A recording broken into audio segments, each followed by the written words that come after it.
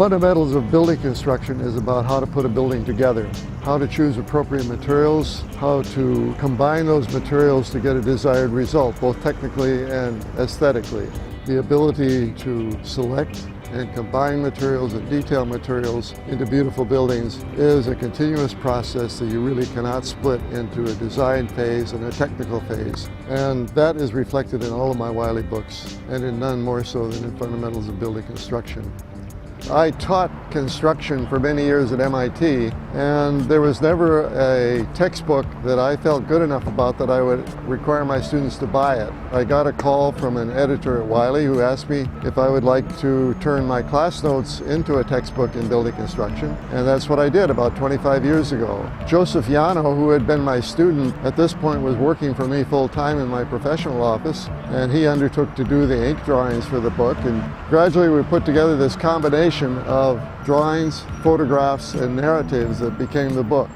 I'm Joe Iano, and I'm co-author of Fundamentals of Building Construction. Construction itself is a completely overwhelming topic. There is so much information to learn. Something that Ed and I have worked on ever since the very first edition is to help lead students along this path from understanding the abstract, two-dimensional section that you typically see in a construction document, all the way to really understanding the implications of that in the construction process. We've added a whole new section up front about the role of the constructor and how that relates to the design and construction of the buildings. The trend in the industry is for architects and builders, or constructors and the owner, all to really work more closely. And so architects need to understand everyone's part in the process, and learning about construction is essential to that.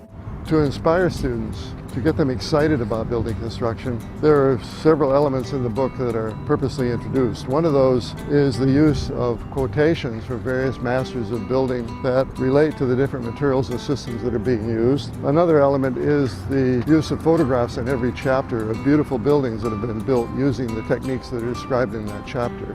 One of the things in this revision that I've been able to do is really make sure that we're providing students with an understanding that will help get them through those first years when they step out of school and go into the professional environment. Everywhere you go, you'll find fundamentals in the office, because students recognize that when they leave school, this information is going to help them to become a qualified professional. And so they carry it with them because it continues to be valuable to them years after they've left the course that they first bought the book for.